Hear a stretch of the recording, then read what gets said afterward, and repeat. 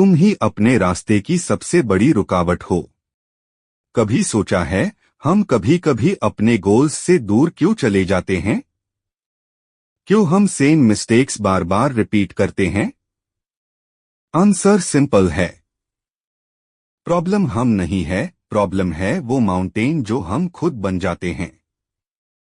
एक लड़की थी, नाम मान लो आन्या।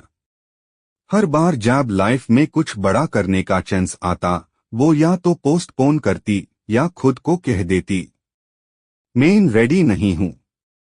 लेकिन सच ये था, वो अपने कंफर्ट जोन की जेल में बंद थी। कॉन्सेप्ट 1, सेल्फ सैबोटेज क्या होता है? ब्रायना कहती है, self sabotage is when you know what you want but you keep doing things that push it away. यानी तुम्हें पता होता है कि तुम्हें क्या चाहिए, लेकिन तुम्हें खुद ही वो चीज मिलने से रोक देते हो। कई बार हम फियर ऑफ फेलियर की वजह से, कई बार फियर ऑफ सक्सेस के वजह से। हम कहते हैं मैं सक्सेसफुल हो गया तो लोग मुझे जज करेंगे, मुझे लोग फेक बोलेंगे, मैं हैंडल नहीं कर पाऊंगा। तुम वो माउंटेन हो। आन्या ने एक दिन मिरर में देखा और बोला, मैं किसी और को ब्लेम नहीं कर सकती, मैं खुद ही वो पहाड़ हूं जो मेरी जर्नी रोक रहा है।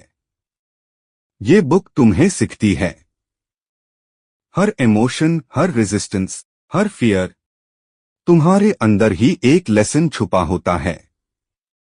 तो अगर तुम रेडी हो अपने अंदर के माउंटेन को तोड़ने के लिए, तो पार्ट 2 मिस मत करना।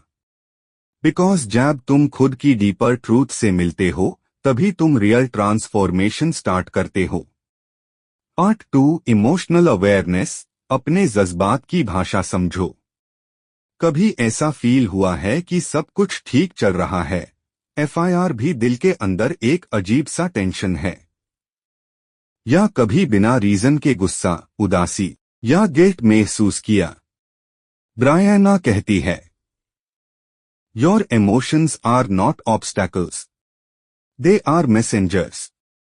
तुम्हारे इमोशंस तुम्हें कुछ बताना चाहते हैं, बस तुमने उनकी भाषा समझनी नहीं सीखी। कॉन्सेप्ट 2, इमोशनल इंटेलिजेंस, अपने इमोशंस को डिकोड करो। जब तुम्हें गुस्सा आता है, पूछो मुझे किस बाउंड्री के क्रॉस होने का डर लग रहा है। जब तुम उदास होते हो, सोचो क्या मैं खुद से इमोशनली डिस्कनेक्ट हो गया हूं? एग्जाम्पल, आन्या जब भी किसी को नो बोलती थी तो उससे गिल्ट फील होता था।